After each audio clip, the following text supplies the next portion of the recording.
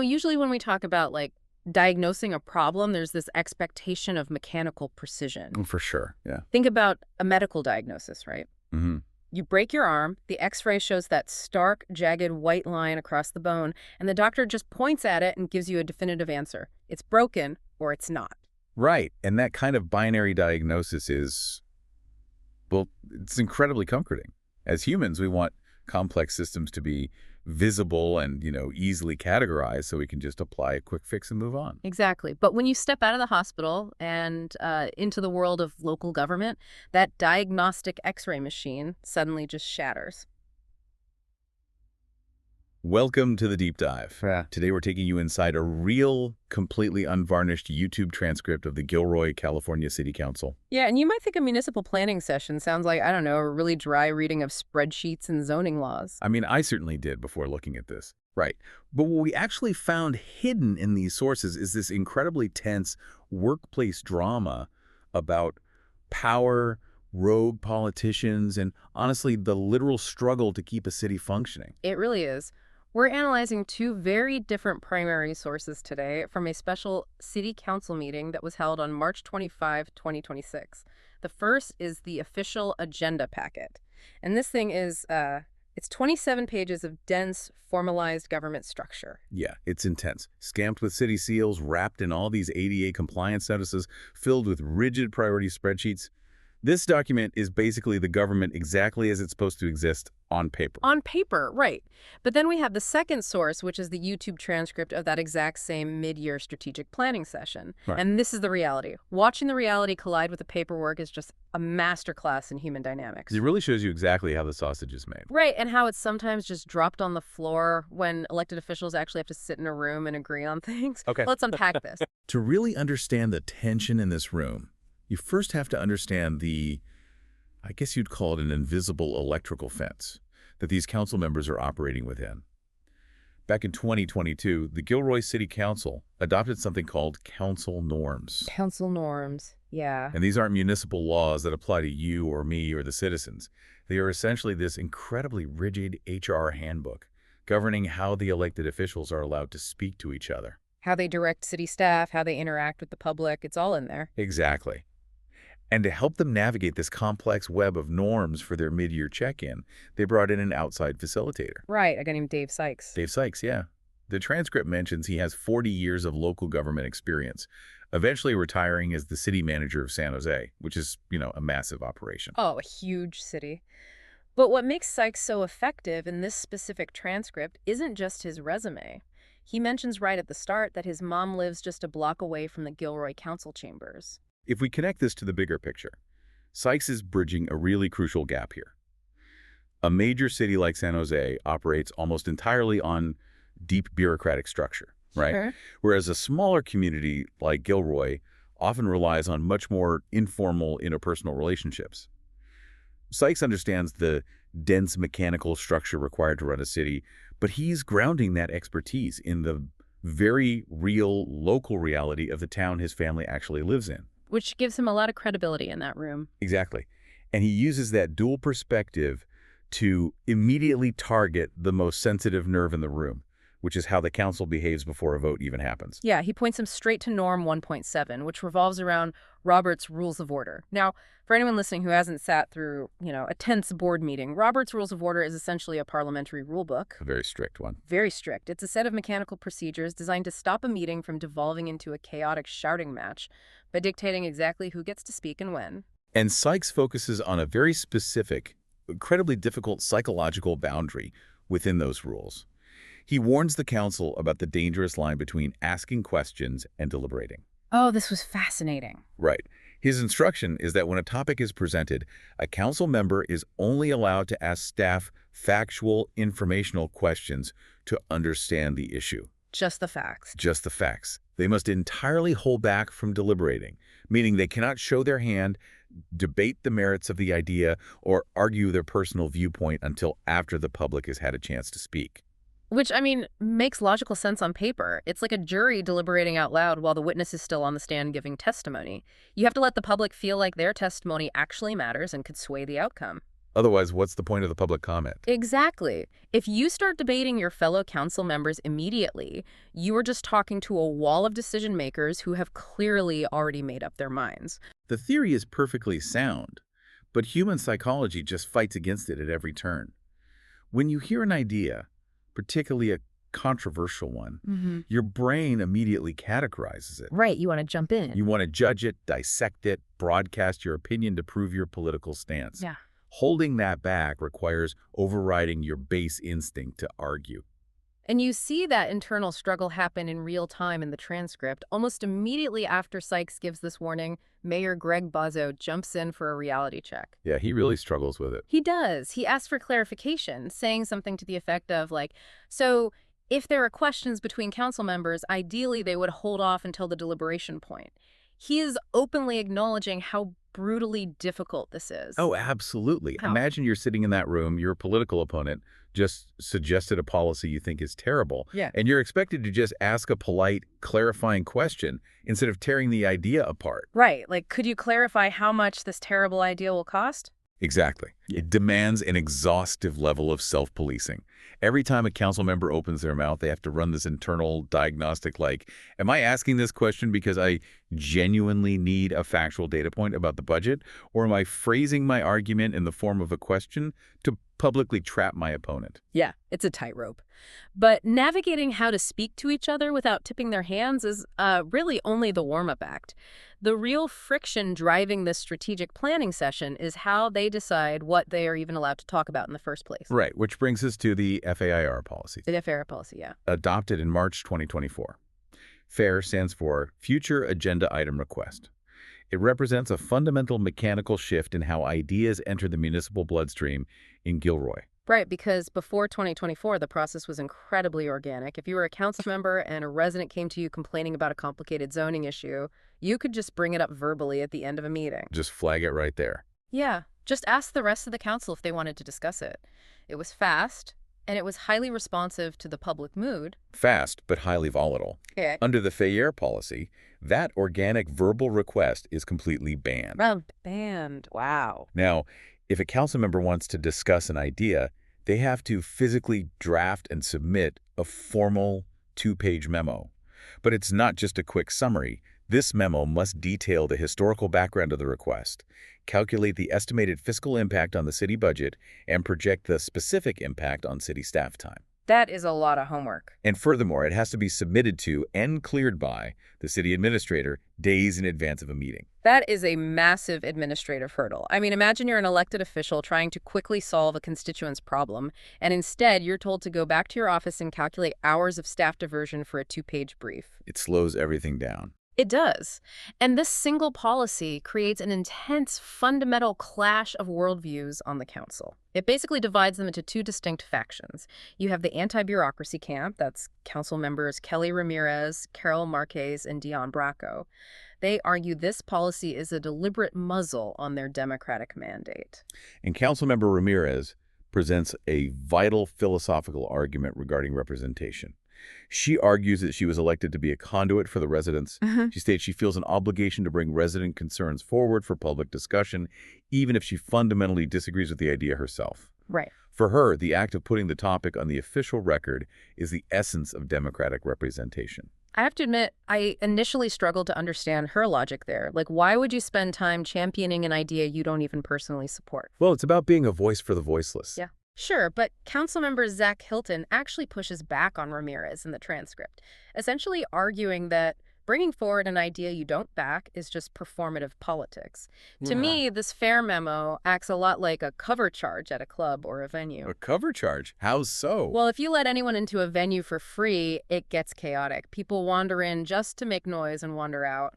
A cover charge, in this case, forcing a politician to research fiscal impacts and write a detailed memo, it forces you to prove you have real skin in the game. Ah, I see. Yeah, it ensures you are fully committed to the mechanical reality of the idea before you demand the attention of the entire government apparatus. What's fascinating here is that we are watching a microscopic version of the ultimate democratic dilemma. Oh, totally. Do you prioritize immediate, unfiltered responsiveness to the electorate, accepting that it's going to result in a chaotic, inefficient use of city resources? Or do you prioritize organized strategic governance, accepting that the necessary bureaucracy will make the government feel distant? And unresponsive to the very people it serves. Yeah. And Councilmember Marquise points out the severe collateral damage of that filter. She notes the practical friction of the FAIR policy. By the time a council member drafts the memo, waits for the city administrator to process it, and gets it scheduled on an agenda just to see if a majority even wants to explore the topic, months can pass. Months. The bureaucracy doesn't just filter the noise, it actively drains the momentum out of urgent public concerns. So, on the other side of this divide, you have the pro-structure camp led by council members Zach Hilton and Terrence Fugazi. Hilton has been around long enough to remember the pre-2024 era, and he fiercely defends the FAIR policy. You remember the chaos. Exactly. He pushes back on the idea of urgent public concerns by arguing that the issues brought up organically during public comment are almost never true, immediate emergencies that require on-the-fly legislation. And the council's paranoia about influence and structure isn't just confined to the main council chambers. Right, because the FAIR policy builds this massive bureaucratic wall, protecting the main agenda from rogue ideas. But the council's own rules also try to aggressively police where elected members are allowed to physically exist outside of those chambers. Yes. You're referring to Norm 3.1, which governed how city council members interact with city commissions. The commissions. The commissions are usually appointed boards of citizens, like a planning commission or an arts commission, that research specific topics and advise the main council. Norm 3.12 explicitly states that council members should not regularly attend these commission meetings. The justification in the transcript is to prevent something called command influence, which is a heavy, almost military-sounding term for a local municipal rule. It sounds extreme, but it's highly accurate. A city council member holds the ultimate authority. They're the ones who vote to appoint or remove these commissioners. Oh, right. They're the bosses. Exactly. If a council member physically sits in the audience during a commission debate, the commissioners are acutely aware that their political boss is watching.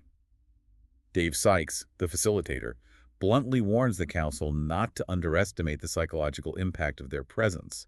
It compromises the independence of the commission. But the way this rule is written creates incredible frustration, particularly for Councilmember Fugazi. The rule forbids them from regularly attending. Fugazi openly questions the mechanics of that word. What defines regular?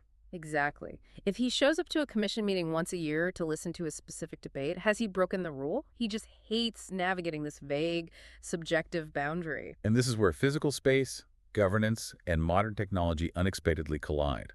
Councilmember Hilton points out that this rule was written for a different era. Historically, commission meetings weren't recorded or broadcast. No YouTube back then. Right. So if an elected official wanted to know the nuances of a commission's debate, they had to physically enter the room and sit in the audience, risking that command influence. Here's where it gets really interesting. Post-COVID, the city adapted to solve this transparency problem. They started broadcasting the commission meetings live on YouTube using a piece of technology called an owl camera. Right, the owl. It's a small 360-degree camera that sits in the middle of a table. It tracks whoever is speaking and broadcasts it to the public, allowing the council members to watch from home without exerting physical influence. It solves the command influence problem, but it introduces a completely bizarre, new physical dynamic. It completely degrades the authority of the people actually in the room. Hilton points out the irony that because of how the owl camera functions, it cannot capture people sitting in a wide line.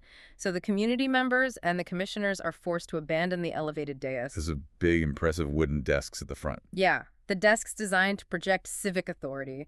Instead, to appease the camera's framing limitations, they all have to drag their chairs over and huddle around a tiny, cramped table in the corner of the room. It is a perfect modern example of the Hawthorne effect. The Hawthorne effect. Yet the act of observing a system inherently changes the behavior of the system being observed. In their quest to create a perfectly transparent, consequence-free viewing experience for the council, they physically diminish the stature of the civic process taking place. It's so backwards. I mean, Imagine you are a local citizen volunteering your time on a commission, trying to practice the serious business of being a future civic leader, and your government forces you to conduct that business crammed around a folding table just to stay in the YouTube frame. It's absurd. It perfectly encapsulates the friction of this entire transcript. The rules designed to optimize the work often make the actual execution of the work incredibly awkward. Which naturally pivots us to the actual execution of the Yeah, work. it's the agenda. Because all of these debates, the FAIR memos, the debate over deliberating the owl camera, they are entirely theoretical until the council actually tries to pass a law and allocate resources. This brings us to the legislative agenda. And before they even dive into the specific laws, Dave Sykes drops a massive reality check regarding the city's physical limitations. He reminds the council that the city of Gilroy employs roughly 250 staff members. The vast majority of those human resources are entirely locked up in day-to-day, non-negotiable operations. Right. Fixing water mains, filling potholes, responding to police and fire emergencies, processing payroll. The foundational infrastructure of a city consumes almost all of its bandwidth. Sykes points out that only a tiny fraction of that staff can actually be diverted to execute the big, visionary legislative priorities the council wants to tackle. So to manage this severe bottleneck, the city uses a strict tier system for the 68 specific items on their legislative spreadsheet. I was looking at this list, and they rank everything priority 1 through 4. Priority 1 is high priority, meaning if they don't do it, there are severe legal or financial ramifications. The must-haves. Exactly. But then you get to priority 3, which is labeled departmental aspiration. What does that actually mean mechanically for a city's work plan? Mechanically, a priority 3 item is something the city acknowledges is a very good idea, representing best business practices or technological advancement. But it's not critical to keeping the lights on. It will only receive staff hours if the priority 1 and 2 items are fully stabilized. And when you dive into the specific items on this spreadsheet, you stop seeing a dry list and start seeing the actual friction points of a community trying to function. For example, under that priority 3 tier, we have a pilot program for a drone as a first responder projected to go live in June 2026. A drone. Yeah. This is a massive leap in emergency logistics. The program aims to deploy an aerial drone immediately upon receiving high-priority police or fire dispatch calls. It provides real-time situational awareness to the officers before they even arrive on the scene. It sounds incredibly futuristic. It does. But then you contrast that aspiration with a priority 2 item, which is a proposed revision to the tobacco ordinance. This includes placing a moratorium on new tobacco retailers. During the session, Councilmember Fugazi explicitly pushes back against spending any time on this. His pushback is entirely grounded in the mechanics of municipal enforcement. Fugazi argues that the city's code enforcement officers cannot currently keep up with enforcing the rules that are already on the books. They're already stretched too thin. Right. He essentially asks the council, why are we burning precious staff hours writing a new complex moratorium when we physically lack the manpower to enforce it in the real world? It is a brutal, pragmatic reality check on legislative ambition. But the absolute peak of the tension in this meeting, the moment where the rules of engagement and the legislative agenda violently collide, is the campaign finance drama. Oh, man. This is a priority 3 item focused on reviewing local campaign finance laws and contribution limits. But the dramatic revelation in the transcript isn't about the laws themselves. It is about how the laws were being researched. Yes. During the session, it's revealed that council members Hilton and Fugazi had bypassed the entire council structure. Without filing a FAIR memo or getting full council approval, they had gone directly to the city attorney to start secretly drafting and reviewing campaign finance language. This raises an important question about the mechanics of taxpayer money. Council members Mark and Bracco call them out immediately, and Marcus is furious. She was livid. She points out a very specific municipal reality. The city attorney is not free.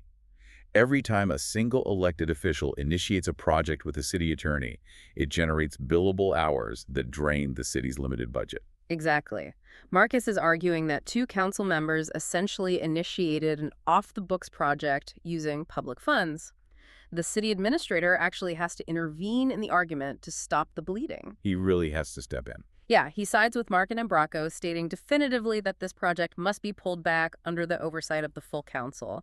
He has to publicly remind elected officials of the boundary between their ideas and the staff's billable time. It is the ultimate validation of the FAIR policy's existence.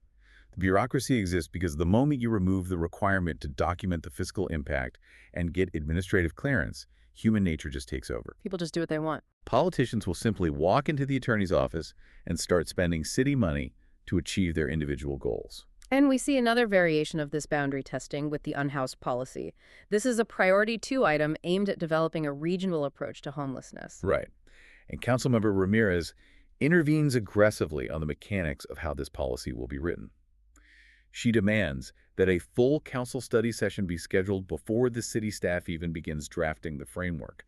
She states that she has spent hours conducting her own research, looking at successful models from neighboring cities, and she wants to inject that data into the process. She explicitly warns that she does not want the unelected city staff writing this monumental policy in a vacuum. Which exposes a deep underlying paranoia present in almost all local governments. It's the fear that the unelected administrative staff, who control the data and do the actual writing, will shape the policy to fit their own operational preferences rather than reflecting the political will of the elected representatives. So, what does this all mean? We started this deep dive looking for the truth behind the municipal curtain. And what we found is that the paper version of government, the spreadsheets, the council norms, the priority tiers, is just a fragile cage built to contain an incredibly volatile human element. Very fragile. It is a delicate dance of rogue ideas, severely limited resources, and deeply competing philosophies on what democracy should practically look like. It forces you to realize that a city council meeting isn't just about passing laws. It is an ongoing negotiation about power. Every debate over a fair memo or a camera angle is really a debate about who gets to control the momentum of the city. Absolutely. And whether you are prepping for a high-stakes boardroom meeting, trying to navigate complex office politics, or just trying to get a project approved by a bureaucratic boss, the mechanics of the Gilroy City Council apply directly to your life. Process and structure are absolutely vital to prevent total chaos and budget collapse, but the human elements of pride, impatience, and the sheer desire to bypass the rules to force an outcome, they will always test the structural integrity of that process. And looking closely at the sheer volume of energy expended in Gilroy on how to govern rather than what to govern, leaves us with a critical puzzle to consider. We spend our lives debating the final outcomes of government, the drone programs, the tobacco bans, the specific tax rates. The things that make the headlines. Exactly. Right. But when you examine the brutal mechanics of how an idea even gets into the room, you have to wonder, does the bureaucratic process secretly dictate the outcome before a single vote is ever cast? If a vital community concern cannot survive the administrative friction of a 2-page fair memo, did it ever really have a chance to become law? That is the perfect question to leave things on. Thank you for joining us on this deep dive into the messy, fascinating mechanics of local governance. Keep asking questions, keep looking past the paperwork, and stay curious.